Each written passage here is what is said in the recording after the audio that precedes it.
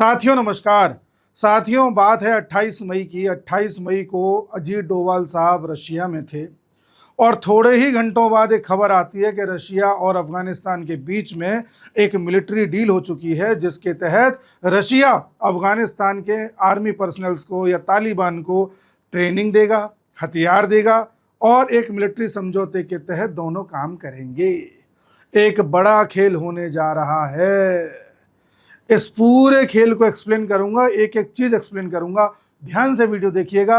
But उससे पहले एक बात आपसे कहना चाहूंगा कि आप में से ज़्यादातर लोग ऐसे होते हैं जो वीडियो देखते हैं लेकिन सब्सक्राइब नहीं करते। प्लीज़ आज हमारे चैनल को सब्सक्राइब करें और अपने लोगों से करवाएं, जिससे चैनल को बूस्टअप मिले। और दूसरी बात कहना चाहूँगा कि आप में से कई लोगों का कहना था कि इंटरनेशनल अफेयर्स की कोई बुक लेकर के आइए जिससे हम भी स्टैटिक पोर्शन पढ़ सकें।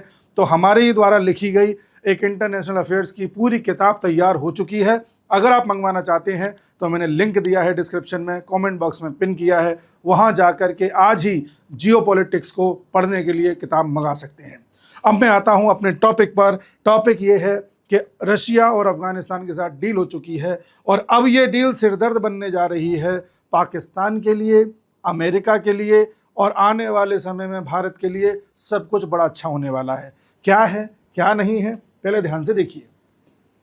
अजीत डोभाल साहब रशिया में थे, वहाँ मुलाकात करी अपने काउंटर पार्ट से, जहाँ उन्होंने कहा कि भाई आतंकवाद के लिए कोई डबल स्टैंडर्ड नहीं होगा। एक्चुअली वो रशिया से नहीं कह रहे थे, रशिया के साथ खड़े होकर के दुनिया से कह रहे थे। उसके बाद खबर आती है कि रशिया ने एक मिलिट्री पैक्ट साइन कर लिया तालिबान के साथ, जिसमें रशिया और तालिबान मिलकर के एक जॉइंट एक्सरसाइज करेंगे। रशिया तालिबान को हथियार बेचेगा, तालिबान के जो लोग हैं उनको प्रशिक्षण दिया जाएगा, टेक्नोलॉजी सिखाई जाएगी जिससे हथियार वहाँ बन सकें। इस तरह से अफगानिस्तान में आने वाले समय में हथियारों की कोई कमी नहीं होगी। आपको याद होगा 2021 में जब यूएसए ने अफगानिस्तान छोड़ा था तो तालिबान के पास वही हथियार थे जो यूएसए वहाँ पर हथियार अपने छोड़ गया था। उन हथियारों से अब तक जो काम चलाया सो चलाया, बाकी कुछ हथियार जाते रहे होंगे किसी दूसरे रास्ते से, हमें क्या पता। लेकिन अब खुल करके अफगानिस्तान के तालिबान को हथियार मिलेंगे, वो कि रशिया से मिलेंगे। जैसा कि आप जानते हैं, अब मैं थोड़ा सा आपको बैकग्राउंड बताता हूँ, फिर मैं आऊँगा मेन खेल पर। जैसा कि आप जानते हैं कि यूएसएसआर ने एक टाइम पर अफगानिस्तान में अपने पैर रखे थे, बात है 1979 की। लेकिन उस वक्त अमेरिका भी अफगानिस्तान में एंटर कर जाता है, धीरे धीरे मुजाहिदीनों को तैयार करता है, पाकिस्तान के साथ मिलकर के वहाँ पर तालिबान तैयार करता है और विद द टाइम 10 साल के अंदर अंदर रशिया को यहाँ अफगानिस्तान से बाहर जाना पड़ता है। तब से रशिया के दिमाग में, या यूएसएसआर को जाना पड़ता है, फिर यूएसएसआर का विखंडन हो गया, रशिया बन गया। तब से रशिया के दिमाग में ये है कि यार अमेरिका की वजह से हमको अफगानिस्तान से बाहर जाना पड़ा था। अमेरिका के बाहर जाने का इंतजार किया। 2021 में जैसे ही तालिबान ने टेक ओवर किया, रशिया वो पहला देश था जिसने तालिबान सरकार को मान्यता दी थी। लेकिन ये मान्यता ऑफिशियली जब आई, या तालिबान गवर्नमेंट को मान्यता देने वाली बात आई, ये 2025 में आई। जुलाई 2025 में रशिया ने ऑफिशियली तालिबान को स्वीकार लिया और तालिबान के साथ संबंध बनाना स्टार्ट कर दिया। रशिया अफगानिस्तान में वापस क्यों जाना चाहता है, इस पर अभी बात करूंगा। पहले एक बात इधर की सुन लीजिए। हम भारतीय लोग पाकिस्तान से परेशान हैं। किस बात से परेशान थे कि पाकिस्तान का कोई आतंकी यहाँ हमला कर देता है, कोई आतंकी कार में बैठ के फट जाता है, कोई आतंकी हमारे ताज होटल में घुस जाता है, वहाँ हमला कर देता है। इसी बात से परेशान थे। अगर यही चीज़ पाकिस्तान में होने लग जाए, वहाँ आतंकी ना करें, कोई अननोन गनमैन कर दे, तो पाकिस्तान को भी उतना ही कष्ट होगा जितना हमें हो रहा है। साथ ही अगर पाकिस्तान के इंटरनल प्रॉब्लम्स इतनी ज़्यादा बढ़ जाएं कि वहाँ हर कोई एक दूसरे को मारने काटने पर दौड़ने लगे, तो पाकिस्तान भी सीरिया बन सकता है। जैसे सीरिया में आज 10 ग्रुप में सब आपस में लड़ रहे हैं। क्या ऐसा कर दिया जाए तो पाकिस्तान की समस्या को काफ़ी हद तक कंट्रोल किया जा सकता है, और आपको पता है ऐसा कुछ हो भी रहा है। दूसरी बात जो हम पाकिस्तान से परेशान हैं कि पाकिस्तान से हमारा बॉर्डर लगता है और पाकिस्तान इस बॉर्डर का इस्तेमाल करके हमें उलझाए रखता है। हमें ऑपरेशन चलाने पड़ते हैं, हमारी मिलिट्री एंगेज रहती है हमेशा। ऑपरेशन सिंदूर चलाना पड़ता है, 1971 करना पड़ता है, 1999 करना पड़ता है। तो यानी कि इस बॉर्डर पर हमेशा टेंशन बना के रखता है। तो क्यों ना पाकिस्तान के बॉर्डर पर भी टेंशन क्रिएट कर दी जाए, तो बात तो वही आ जाएगी। तो पाकिस्तान का बॉर्डर कौन सा, भारत वाला नहीं, अफगानिस्तान वाला। तो क्यों ना यहाँ पर कुछ उलझा दिया जाए इसे। तीसरी, पाकिस्तान बार बार कश्मीर के मुद्दे को लेकर के हमारे पूरे कश्मीर को जला के रखने का प्रयास करता रहा है।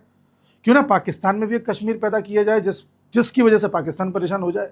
बलूचिस्तान जो कि पाकिस्तान के एरिया का 44% है, तो वो भी आपको देखने को मिल रहा है। यानी कि विद द टाइम आप वो सारी चीजें पाकिस्तान के साथ होते देख रहे हैं जो पाकिस्तान हमारे साथ करता था। एक जमाने में हम तो उसके साथ शांति की बातें करते थे, कह रहे भाई शांति से मुद्दा सुलझाना चाहिए। अब पाकिस्तान के यहाँ मच गई है अशांति। और ऐसी स्थिति में जब रशिया अफगानिस्तान के साथ ये डील करता है डिफेंस की, तो अफगानिस्तान के पास अब खुल करके रशिया की तरफ से वेपन्स आएंगे। अफगानिस्तान आराम से पाकिस्तान को रेलेगा, जिस तरह से चाहेगा वैसे रेलेगा। अब पाकिस्तान इस एंगल से फंस गया। ऑलरेडी पाकिस्तान में अफगानिस्तान का तालिबान लगातार अपने ऑपरेशन चला रहा है। Already Pakistan Baloch liberation army से परेशान है। ऑलरेडी पाकिस्तान में जो तालिबान है, जिसे तहरीक तालिबान बोलते हैं, वो तालिबान अफगानिस्तान वाले के साथ मिलकर के पाकिस्तान को परेशान कर रहा है। ऑलरेडी पाकिस्तान के पीओके जो उसने कब्जा रखा है हमारा, उसके लोग वहाँ विद्रोह कर रहे हैं। तो वहाँ अपने आप में इतनी समस्याएं हैं कि वो उलझा हुआ है। अब एक बड़ी समस्या जब उसके सिर पर आके बैठ जाएगी तो पाकिस्तान कुछ नहीं कर पाएगा। अब आते हैं उस बात पर, रशिया वाली पे। रशिया अफगानिस्तान में क्यों आ रहा है? हमारी मदद करने के लिए? क्या रशिया हमारे साथ दोस्ती निभा रहा है? ठीक है, वो एक साइड हो सकता है, लेकिन रशिया का इसमें स्वार्थ ज़्यादा है। रशिया का स्वार्थ क्या है ये भी देखिए। रशिया एक्चुअली परेशान है एक ग्रुप से जिसका नाम है ISIS-K। ISIS एक ग्रुप है जो सीरिया में तैयार हुआ था, देखा जाए तो मेनली सीरिया में हुआ था। इसने 2014 से ही उपद्रव मचाना स्टार्ट किया और उसका कहना यह था कि सीरिया से लेकर के इंडोनेशिया तक जितने भी देश पड़ रहे हैं, सब जगह हम इस्लामिक शासन लेकर के आएंगे और शरिया कानून लागू होगा। उसकी ये मांग थी। अब साहब उसी की एक ब्रांच निकल के आई जिसे ISIS-K कहते हैं। वो कहता है कि हमको खुरासान प्रोविंस चाहिए। खुरासान की मांग करने के लिए इन्होंने अपनी एक ब्रांच निकाल दी ISIS वालों ने। अब ये खुरासान क्या है साहब? खुरासान देखिए, खुरासान है ये वाला रीजन जो आपको ऑरेंज में दिख रहा है। इसमें ईरान का हिस्सा है, तुर्कमेनिस्तान का हिस्सा है, अफगानिस्तान का हिस्सा है और कुछ लोग पाकिस्तान के हिस्से को भी मानते हैं, पर आपको नक्शे में नहीं दिख रहा होगा। थोड़ा बहुत सेंट्रल एशिया के और भी देशों के थोड़े थोड़े हिस्से हैं। इस पूरे हिस्से को एक नया रीजन बनाना चाहते हैं ISIS के कुछ लोग, जिन्होंने ग्रुप बना रखा है ISIS-K। ये ISIS जो पहले वाला ISIS था वो रशिया का भी दुश्मन है, अमेरिका का भी दुश्मन है, पाकिस्तान का भी दुश्मन है, भारत से भी दुश्मनी है, उसकी सबसे दुश्मनी है। क्यों है इस पर भी थोड़ा ध्यान दीजिए। ये सीरिया का मैप है। इस पूरे मैप में अगर आप सीरिया देखेंगे तो सीरिया ये रहा। सीरिया में हुआ क्या था कि सीरिया में, मैं पूरा सिविल वॉर समझाऊं उसमें पूरा एक वीडियो लग जाएगा, मैं शॉर्ट में समझा रहा हूं, जल्दी से सुनना। सीरिया में हुआ क्या था कि बशर अल असद की सरकार आई थी जिसे रशिया सपोर्ट करता था। गवर्नमेंट रशिया के सपोर्ट की थी। उसके बाद अमेरिका को लगा कि यार सीरिया तो रशिया के पाले में चला गया। और सीरिया बड़ा ही इंपॉर्टेंट देश है। इंपॉर्टेंट देश क्यों है? क्योंकि सीरिया एक समुद्री सीमा बनाता है जिससे आप मेडिटेरेनियन सी में भी आ सकते हैं, आप सेंट्रल एशिया की तरफ भी जा सकते हैं, फिर रशिया में जा सकते हैं, आप यहाँ अरब देशों में आ सकते हैं, ईरान की तरफ जा सकते हो, चाहे तो अफ्रीका की तरफ भी जा सकते हैं। तो सीरिया बड़ा स्ट्रेटेजिकली इंपॉर्टेंट था जहाँ पर रशिया पहुँच गया। अब रशिया की सरकार, समर्थित वाली सरकार वहाँ चल रही है। विद द टाइम रशिया को लगा कि यहाँ पर अमेरिका भी अपने ग्रुप्स बना रहा है। अमेरिका ने अपने ग्रुप्स बनाना स्टार्ट कर दिए जो वहाँ डेमोक्रेसी की मांग कर रहे थे, जो कह रहे थे कि ये सरकार हटाइए, ये जो है डिक्टेटर सरकार है, जैसे भारत में चलता था कि मोदी डिक्टेटर है। इस तरह से वहाँ अमेरिका ने ग्रुप बना दिया एक। अब सीरिया में क्या होता है कि एक ग्रुप या सरकार रशिया के समर्थन वाली चल रही है, एक ग्रुप बन चुका है जिसे USA समर्थन कर रहा है, एक ग्रुप बन चुका है जिसे टर्की समर्थन कर रहा है, एक ग्रुप ऐसा है जो सीरिया में अपने आप में बना हुआ है जो कहता है हमें इन सबसे मुक्ति चाहिए, और इसी में एक ग्रुप बन गया है ISIS जो कहता है कि हमारी तो अलग ही फिलॉसफी है। तो हर कोई अपनी अपनी एक विचारधारा लेकर के यहाँ बैठा हुआ था। और सबसे मजे की बात, यहाँ पर फिर रशिया ने अपनी आर्मी भी भेज दी थी और रशिया ने कई सारे अपने बेसेस भी बना लिए थे और रशिया की आर्मी भी यहाँ मौजूद थी। यानी कि इस तरह के 8-10 बड़े बड़े ग्रुप थे, ये सब एक दूसरे से लड़ रहे थे। आर्मी इन ग्रुप से लड़ रही है, ये ग्रुप रशियन आर्मी से लड़ रहे हैं, ये ग्रुप वहाँ की सरकार से लड़ रहे हैं, वहाँ की सरकार अमेरिका के ग्रुप से लड़ रही है, अमेरिका का ग्रुप रशिया की फौज से लड़ रहा है। तमाम तरह की लड़ाइयाँ थी, चल रही थी। तो जाहिर सी बात है कि जो ISIS यहाँ थी वो रशिया की दुश्मन थी। अब ISIS जो रशिया की ऑलरेडी दुश्मन है, उसका जो नया फैक्शन बना है ISIS-K, ये भी रशिया का दुश्मन होगा। और इसने इसी दुश्मनी को आगे दिखाते हुए रशिया में एक अटैक भी करवा दिया था, जो खबर 2024 में आई थी। और हमने देखा था किस तरह से 2024 में क्रोकस सिटी हॉल अटैक हुआ था, जहां पर रशिया में कुछ लोग मारे गए थे और इसकी जिम्मेदारी ISIS-K ने ली थी। रशिया ने कहा यार ये ISIS-K बड़ी हावी हो रही है, इसका करें क्या। अब ISIS-K जो है वो अफगानिस्तान की भी दुश्मन है। तो अगर रशिया अफगानिस्तान को सपोर्ट कर दे तो ISIS-K को निपटाने में सहायता मिलेगी। तो रशिया अफगानिस्तान को सपोर्ट इसलिए कर रहा है क्योंकि ISIS-K निपटाना है, ना कि पाकिस्तान। लेकिन अगर वो अफगानिस्तान को हथियार देगा खुले में, तो हथियार तो तालिबान के पास भी है, वही हथियार है, वो ISIS-K को भी निपटाएंगे, इधर पाकिस्तान को भी निपटाएंगे। वजह ये है। अब ISIS जो के दिख रहा है आपको, ये एक्चुअल में अफगानिस्तान का भी दुश्मन है और थोड़ा बहुत पाकिस्तान का भी है। पाकिस्तान का जो चरित्र है 50 रुपए में बिकने वाला, मुझे हैरानी नहीं होगी कि 6 महीने बाद ये ISIS-K और पाकिस्तान मिल जाएं। बहुत अच्छा है मिल जाए तो, उससे तो फिर अफगानिस्तान दोनों को एक साथ ले लेगा, वो तो बहुत अच्छा हो जाएगा। अफगानिस्तान ISIS, जब अफगानिस्तान की लड़ाई ISIS-K से होगी तो पाकिस्तान को रेल देगा, और जब पाकिस्तान से लड़ाई होगी तो ISIS-K को रेल देगा, दोनों एक साथ पिटेंगे और आने वाले समय में हो सकता है ISIS-K और पाकिस्तान मिल जाए। अब साहब ये सोचिए कि जब अफगानिस्तान और ये ISIS-K आपस में लड़ रहे होंगे तो भारत का क्या योगदान है उसमें?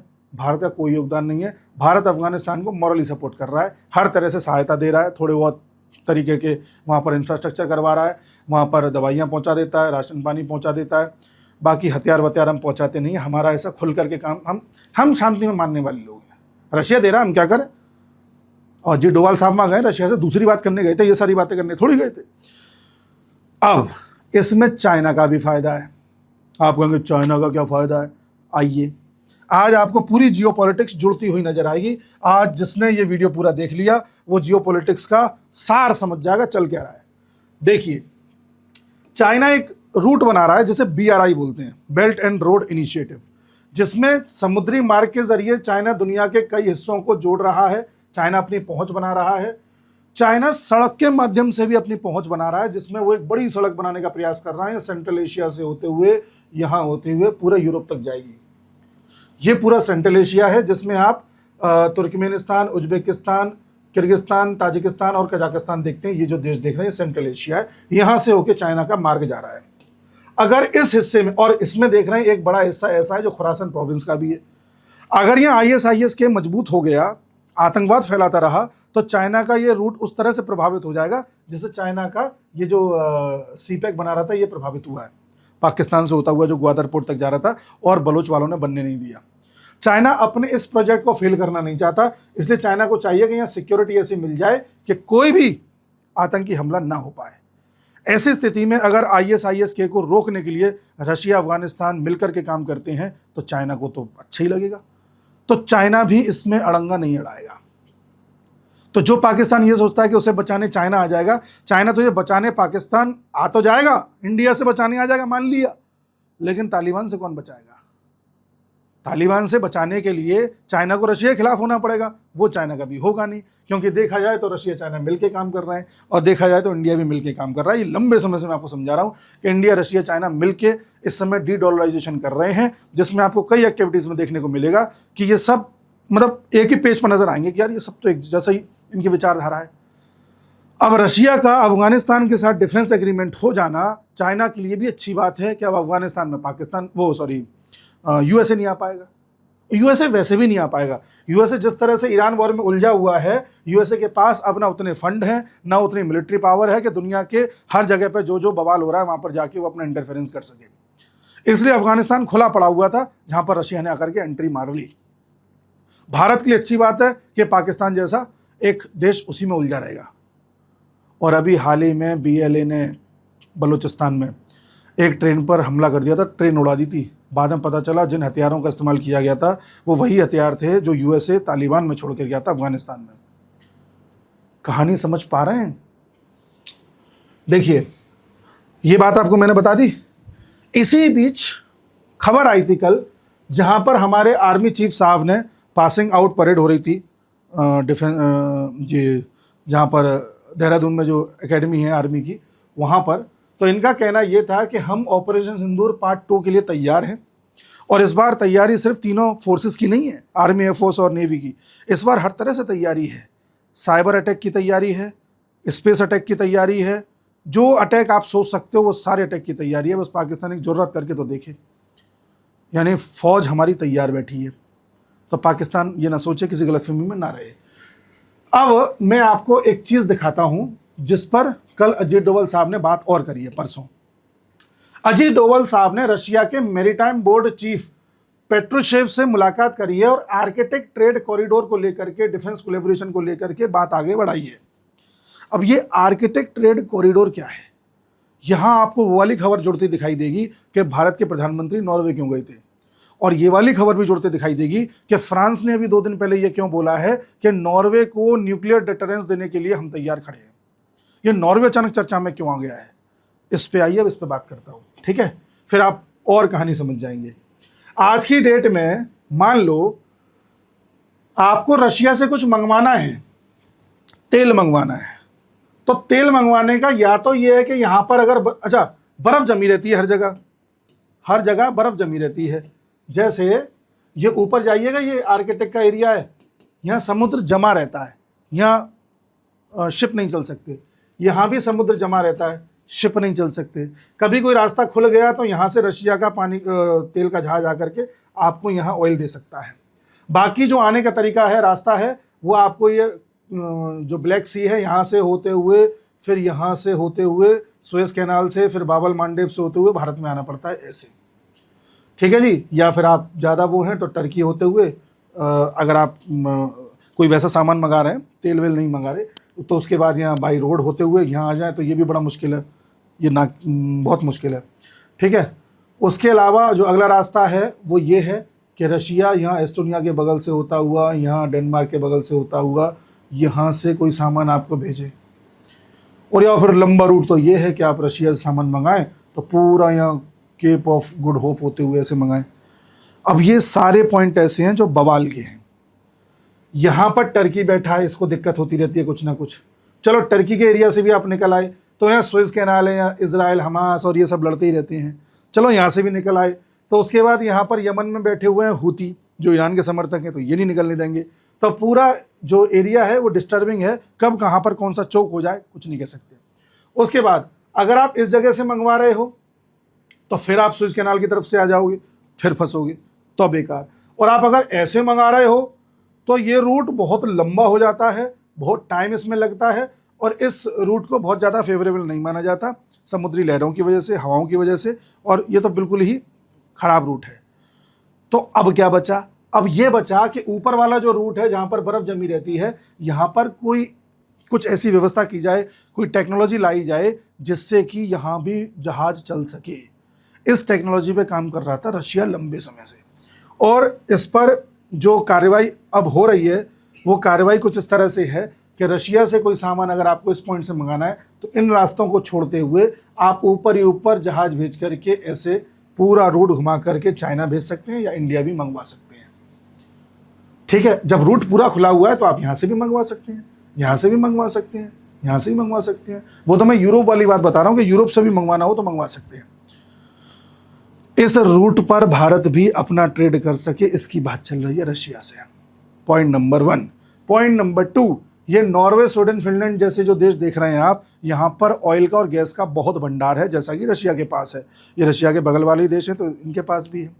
हम नॉर्वे से भी व्यवस्था कर रहे हैं कि हमें एलपीजी सप्लाई करता रहे। वहाँ की एक कंपनी है, उसका नाम भूल गया मैं, तो उसका नाम बताया था मैंने एक वीडियो में। वो हमको एलपीजी दे रही है, हम उससे एलपीजी और लेने को तैयार हैं। हम चाहते हैं भविष्य में हमको यहाँ से एलपीजी मिलती रहे और हो सके तो ऑयल भी मिलता रहे, जिसके लिए रूट हमें ये प्रेफर करना पड़ेगा। हम ये रूट भी प्रेफर करने को तैयार हैं।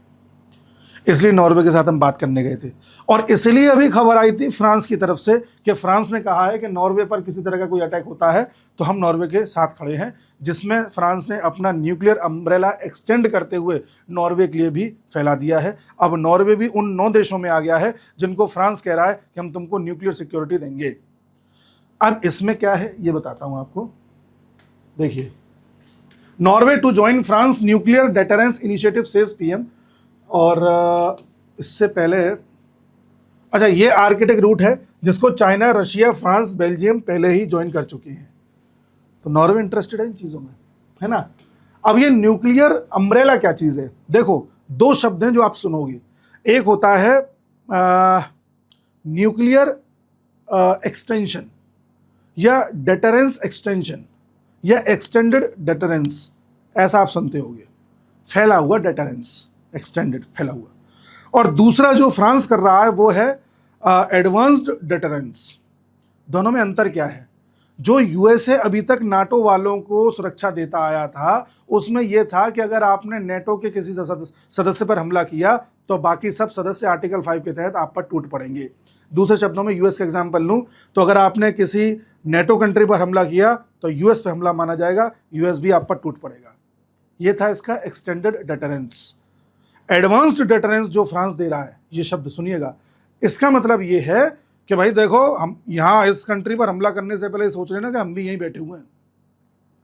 जैसे मान लो मेरा कोई दोस्त है, उसको कोई गुंडा परेशान करता है, तो अमेरिका वाला जो एक्सटेंडेड डिटरेंस है उसके अनुसार ये हो गया कि मैंने गुंडे को यहाँ से फ़ोन कर दिया कि ऐसा है, मेरे दोस्त को परेशान मत कर, अगर तूने मेरे दोस्त को परेशान किया तो फिर ये मेरे पर हमला माना जाएगा, मैं भी तेरे पर टूट पड़ूंगा। दूर से बैठ के मैंने उसे फ़ोन किया है। एक्सटेंडेड डिटरेंस कि उस पर हमला हुआ तो ये हम पर हमला माना जाएगा।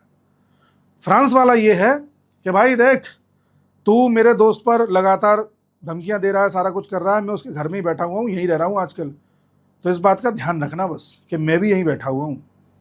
समझ गए आप? तो वो करेगा ही नहीं हमला।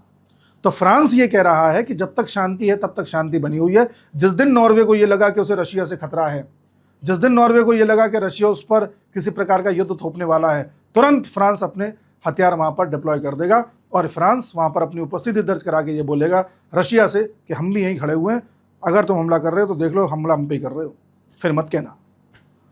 तो ये जो 9 देश हैं, ये कौन कौन से हैं अभी तक? नेदरलैंड्स है जहाँ प्रधानमंत्री गए थे, बेल्जियम है, जर्मनी है, डेनमार्क है, स्वीडन है, पोलैंड है, ग्रीस है, इसके बाद यूके जुड़ा है और अब नॉर्वे जुड़ने जा रहा है। और फ्रांस क्यों चौधरी बनना है सबका? क्योंकि सबको यह पता है कि नाटो जैसी चीज अब कुछ रही नहीं है, क्योंकि अगर रह रही होती तो अभी यूएसए ईरान से लड़ रहा है, बाकी देश आकर के यूएसए का साथ क्यों नहीं दे रहे, बाकी देश आकर के ईरान पर क्यों टूट नहीं पड़ रहे? तो नाटो जैसी चीज अब बची नहीं है। यूरोप के देशों को इस समय चाहिए सिक्योरिटी, कोई एक देश सामने ऐसा आए जो अपने न्यूक्लियर आर्सेनल से हम सबको सिक्योरिटी दे सके या जिसके होने से हम सबको सिक्योरिटी मिल सके। तो वो एक फ्रांस जैसा देश है जो सामने आया है, जिसने इन 9 देशों की अभी तक जिम्मेदारी टाइप की ली है। फ्रांस यहाँ पर अपनी स्थिति मजबूत करके सबके सामने पेश कर रहा है। और फ्रांस नॉर्वे से बदले में क्या लेगा? नॉर्वे से लेगा ऑयल और गैस। कोई पाइपलाइन बिछाएगा या क्या करेगा वो फ्रांस ही जाने, लेकिन अगर शिप से भी मंगाएगा तो पास पड़ेगा। तो फ्रांस को अपने एलपीजी और ऑयल के लिए रशिया पर डिपेंड नहीं होना पड़ेगा, जो अभी तक रशिया से आ रही पाइपलाइन से डिपेंडेंट था, क्योंकि रशिया ने युद्ध थोप दिया, तब से इन्होंने रशिया पर सैंक्शंस लगा दिए। तो फ्रांस जुगाड़ कर रहा है अपने फ्यूल की, बदले में नॉर्वे को दे रहा है वो सिक्योरिटी जो नॉर्वे को खतरा महसूस हो रहा है रशिया से, क्योंकि 200 किलोमीटर का बॉर्डर नॉर्वे का रशिया से भी मिलता है और आने वाले समय में इनको खतरा है कि कहीं रशिया यूक्रेन की तरफ हम पर ना बरस पड़े। और इसीलिए भारत और फ्रांस के रिश्ते भी ठीक हो रहे हैं। भारत और फ्रांस के रिश्ते बहुत ज़्यादा पहले से मजबूत हो गए हैं। भारत के प्रधानमंत्री फ्रांस भी जाने वाले हैं और भारत के प्रधानमंत्री या भारत ने लगातार फ्रांस से कहा है कि आप आइए, अपना एक बेस यहाँ इंडियन ओशन में भी लगाइए। भारत चाहता है कि इस क्षेत्र में ज़्यादा से ज़्यादा देश रहें, फ्रांस रहे, यूके रहे, यूएस रहे, यूएस रह नहीं पाएगा, चला जाएगा, बट रहे ज़्यादा, चाइना रहे, रशिया रहे, हम तो हैं ही, ताकि ज़्यादा देश रहेंगे तो कभी यहाँ पर युद्ध नहीं होगा, कोई किसी पर हमला नहीं करेगा। कोई एक अगर रहेगा तो वो बाकियों को परेशान करने के बारे में सोचेगा। तो फ्रांस भारत के साथ एंगेज कर रहा है। इधर देखा जाए तो फ्रांस, इधर देखा जाए तो इजराइल, इधर रशिया, अभी थोड़े समय के लिए चाइना और अफगानिस्तान थोड़े समय के लिए, ये सब देश अभी मिलकर के, और ब्राज़ील है ना, अभी जुगलबंदी कर रहे हैं। बाकी ये मुख्य देश मैंने बताए अलग अलग कॉन्टिनेंट में ये जुगलबंदी कर रहे हैं। और अभी रशिया और अफगानिस्तान जिस तरह से अपना एंगेजमेंट बढ़ा रहे हैं, आने वाले समय में भारत के अड़ोस पड़ोस में भी जो रेडिकलिज्म है उसको ख़त्म करने की एक योजना है। तो अब आप समझ गए पूरी कहानी क्या है। भारत के प्रधानमंत्री की नॉर्वे की यात्रा, फ्रांस और नॉर्वे की डील, भारत के प्रधानमंत्री फ्रांस जाने वाले हैं। अच्छा, एक चीज़ और याद दिला दूँ आपको, हम रफ़ाइल ले रहे थे फ्रांस से, अब 114 रफ़ाइल और ऑर्डर कर दिए हैं। हम भी फ्रांस से रफ़ाइल ले रहे हैं और यूएई भी ले रहा है। यूएई को भूलिया में, यूएई भी जो हमारे साथ डील कर रहा है। यहाँ पर सब जुड़े हुए नज़र आ रहे हैं। अब आपको चल क्या रहा है, नए रूट खोजे जा रहे हैं, नए सोर्सेस खोजे जा रहे हैं क्रूड ऑयल के और गैस के, नए पार्टनर्स बनाए जा रहे हैं, नए तरीके से डिफेंस एग्रीमेंट्स हो रहे हैं और टोटली रेडिकलिज्म को ख़त्म करने की ओर बात आगे बढ़ाई जा रही है। तो ये एक पूरा मामला चल रहा है। इसलिए अजीत डोभाल साहब ने वहां बैठ करके कहा था कि no double standards in fighting against terrorism. Russia में खड़े होकर के अजीत डोभाल साहब बोल रहे हैं, इसका मतलब ये है टेररिज्म हमारे लिए पाकिस्तान, रशिया के लिए ISIS की। तो यहां से दोनों के बयान सेटिस्फाइड हो रहे हैं और बीच में है अफगानिस्तान जो साथ देगा दोनों का। उम्मीद है इस वीडियो को मैं आपको समझा पाया हूँगा। इसीलिए अंत में वीडियो ख़त्म करते समय यही कहूँगा कि 2 चीज़ों में हमारा साथ दें। पहला तो इस चैनल को सब्सक्राइब करवाएं, अपने दोस्तों से कराएं, आप भी करें। और दूसरा, इंटरनेशनल रिलेशंस की जो बुक है, इंटरनेशनल अफेयर्स की जो बुक हमने तैयार करी है, उसका लिंक दिया है, उसे परचेज़ करके स्टैटिक पोर्शन को अच्छे से कवर करें। मिलते हैं अगले वीडियो में, तब तक के लिए नमस्कार।